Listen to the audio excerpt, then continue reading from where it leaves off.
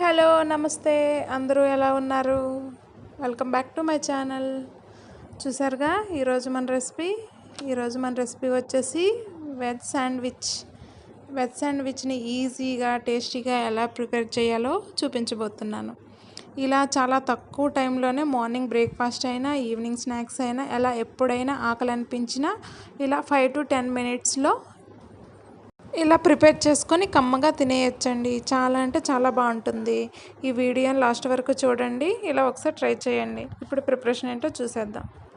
ఇప్పుడు అరకప్పు వరకు సన్నగా తరిమిన ఉల్లిపాయ ముక్కల్ని, అరకప్పు వరకు సన్నగా తరిమిన టమోటా ముక్కలు, అరకప్పు వరకు సన్నగా తరిమిన కీరా దోస ముక్కలు, అరకప్పు వరకు స్వీట్ కార్న్, అరకప్పు వరకు చిన్నగా తరిమిన క్యాప్సికమ్ ముక్కలు, ఇలా వెజ్ మయోనీస్ని తీసుకోవాలండి. తర్వాత ఒరిగానోని తీసుకోవాలి.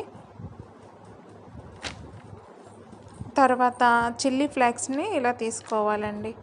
వీటన్నిటిని తీసుకున్నాక చీజ్ స్లైసెస్ని తీసుకోవాలి.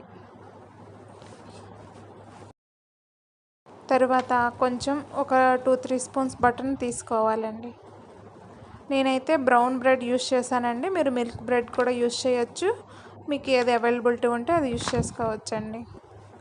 ఇప్పుడు వీటన్నిటిని ఒక మిక్సింగ్ బౌల్లో ఇలా వేసుకొని కలుపుకొని రుచికి సరిపడా ఉప్పు, కొంచెం కారం, ఆల్రెడీ మనం చిల్లీ ఫ్లేక్స్ వేసాం కనుక కొంచెం కారం వేస్తే సరిపోద్దండి. మయోనీస్ని యాడ్ చేసి ఇలా కలుపుకోవాలి. ఇలా కలిపి పక్కన పెట్టుకోవాలి. ఇప్పుడు బ్రెడ్ స్లైస్ తీసి దానికి బటర్ అప్లై చేసుకోవాలి. బటర్ అప్లై చేసుకున్నాక మనం పక్కన పెట్టుకున్న ఈ వెజ్జెస్ని దీని మీద యాడ్ చేసి పైన చీజ్ని ప్లేస్ చేయాలి. తర్వాత ఇంకో బ్రెడ్ స్లైస్ తీసుకొని దాన్ని బటర్ అప్లై చేసి దానిపైన పెట్టుకోవాలి. ఇప్పుడు మనం ఒక పాన్ తీసుకొని దానికి నెయ్యి అప్లై చేసి పాన్ హీట్ అయ్యాక ఈ బ్రెడ్ స్లైస్ అనేది దానిపైన పెట్టుకొని మూత పెట్టి ఒక 2 సెకండ్స్ వరకు కాల్చుకోవాలి.